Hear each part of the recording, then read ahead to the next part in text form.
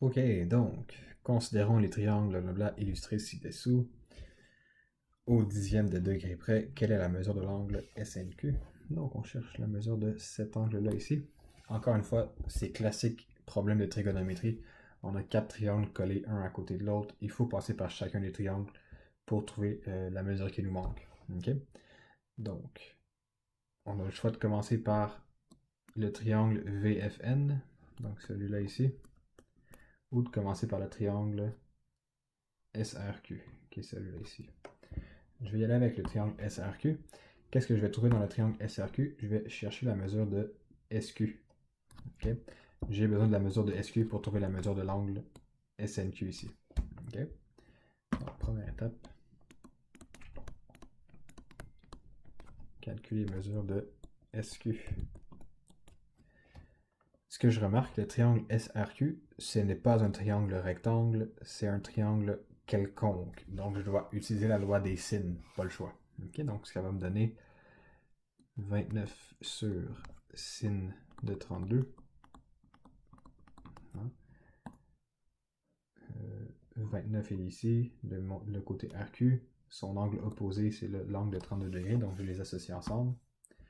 Ça va être égal à la mesure de SQ divisé par, c'est quoi l'angle opposé? C'est lui de 98, donc divisé par sin de 98 degrés. Ça va faire mesure de SQ est égal à 29 fois sin de 98 degrés divisé par sin de 32. Donc, mesure de SQ est environ égal à 54,19 cm. Parfait, je vais venir l'écrire dans l'image 54,19 cm. Parfait, maintenant il me reste ce côté-là ici qui m'intéresserait, mais pour trouver ce côté-là, je dois commencer par trouver le côté VN ici. Okay? Et le côté VN est dans le triangle VNF. Et là, on remarque que le triangle VNF est un triangle rectangle, donc je peux utiliser les rapports trigonométriques. Donc, deuxième étape, calculer mesure de VN.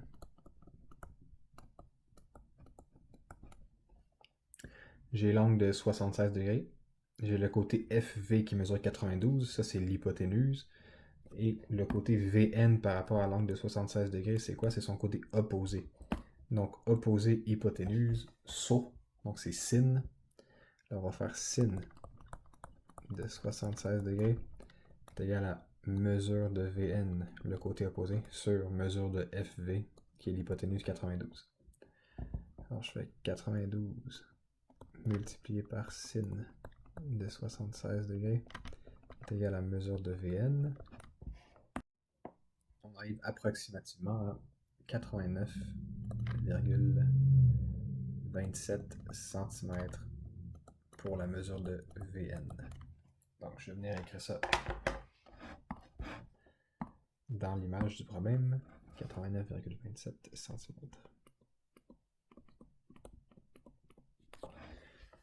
Là, assurez-vous, hein, regardez, c'est très bien. Hein, la mesure que j'ai trouvée est plus petite que l'hypoténuse. Okay, ça se peut souvent, des fois, vous faites des erreurs. Là. Euh, vous trouvez des mesures qui sont plus grandes que l'hypoténuse, ça fait aucun sens. Il faut refaire le problème. Okay? Ben, refaire cette partie-là du problème. Des fois, ça arrive que vous faites juste une erreur de calcul, ou des fois, c'est parce que votre calculatrice n'est pas en degrés. Okay? Donc, assurez-vous que la calculatrice est en degrés. Dernière étape du problème avant de calculer la mesure de l'angle SNQ, on va devoir calculer la mesure du côté SN ici. Yep. Donc, troisième étape, calculer